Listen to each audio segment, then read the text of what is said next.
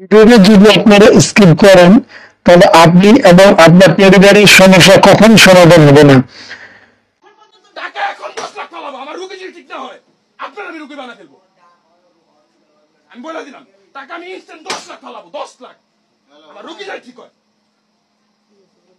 এই যে অপারেশন করছো ওর নাম্বার দে, যে অপারেশন করছো ওর নাম্বার দে, আরে ফোন দে, যে অপারেশন করছো ওর ফোন।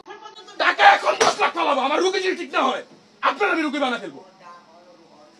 আমি বলে দিলাম টাকা আমি ইনস্ট্যান্ট 10 লাখ পালাবো, 10 লাখ আমার রুগী যদি ঠিক হয়।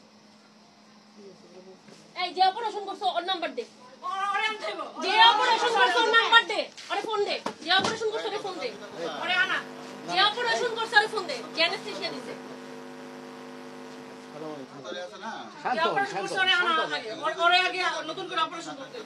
হ্যাঁ রোগী বলে দিতে থাকতো নাই, আপনি কি চিকিৎসা করছেন? আপনি পয়সা আছেন কেন এখানে? সেই মতন পাঁচি পাইতেছে পয়সা পয়সা কি ওই কি চালাইতেছে না এরকম সিরিয়াস আমি আমার সিরিয়াস রোগীর পয়সা পয়সা দেখতেছে মজা লাগতেছে আশা করতে বলনে মাথা পুরি কর আরাম টাকা বন্ডারি ব্যবসা করে দিলে বালা হাসপাতাল চালা। এই যে নিয়ে আসছে উনি এমডি, কথাটা বুঝছেন? আপনি ডাক্তার না থাকলে বলবেন ডাক্তার নাই, উনি রাত্রে যে ডাক্তার নিয়ে আসছে ডাক্তার নাই চলে যান।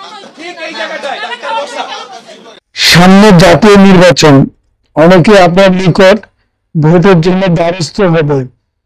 অবশ্যই আপনারা তাদেরকে দাবি জানাবেন সরকারি হাসপাতালগুলিতে যেন উন্নত চিকিৎসা ব্যবস্থা নেওয়া হয়, যাতে করে এক হাসপাতাল থেকে অন্য হাসপাতালে আমাদের যেতে না হয় এবং চিকিৎসার মূল্য কম দিতে হয়, কেননা রেমিটেন্স অনেক বেশি আসে।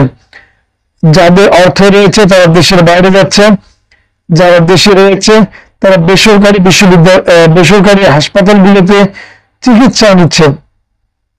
কিন্তু আপনি আর আমি কি সেসবে নিতে পারছি না। আমরা ধুকে ধুকে কষ্টে কষ্টে মারা যাচ্ছে। চ্যানেলটি ভালো লাগলে অবশ্যই সাবস্ক্রাইব করে রাখবেন